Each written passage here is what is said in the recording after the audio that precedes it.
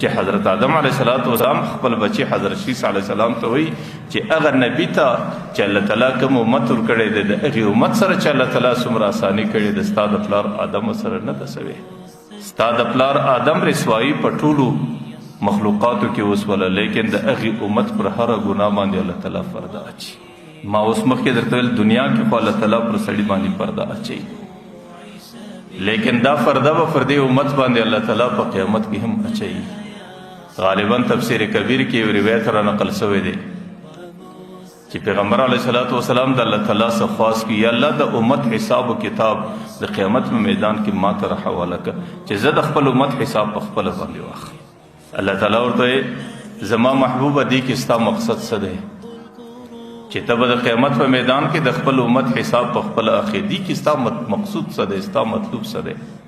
پیغمبر علیه السلام ته یا الله زما زړه دا غواړي چې زما د امت په عیبونو باندې بل څوک خبر نشي، زه به په پرده کې د خپل امت حساب واخلم چې زما د امت په ګناهونو نور امتونه خبر نشي، زما د امت په ګناهونو نور انبیا خبر نشي، او زما د امت عیبونه د هغې په مخ کې ښکاره نشي.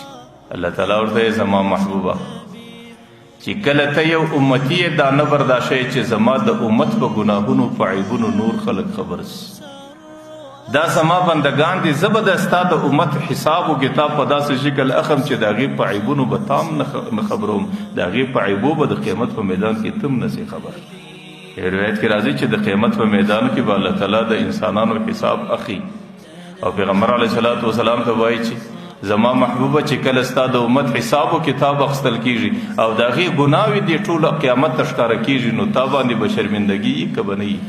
پیغمبر علیه السلام ورته پر ما به ډېره شرمندګي. الله تعالی ورته زه به ستا د امت حساب په پرده کې اخلم. روایت کې راځي الله وایي زه به بلاکې پر هغې خپل وزر غوړوم او په خپل وزر دننه کې به ستا د امت حساب کتاب کوم. ځکه د دې امت سره الله تعالی ډېره اساني کړې ده. دا اساني د چا په برکت باندې سوې ده؟ دا اساني د دې عظیم پیغمبر په برکت باندې الله تعالی کړې ده.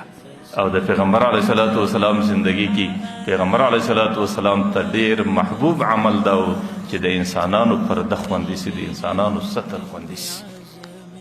لکه د پیغمبر علیه السلام غوښتنه دا هم وله چې د قیامت په میدان کې زما د امت له ستر خوندي، چې د قیامت په میدان کې زما د امت عیبونه چاته ښکاره نه سي، نه نورو انبیاو ته ښکاره سي او نه نورو اولیاو ته ښکاره سي او نه د نورو امتونو په مخ کې ښکاره.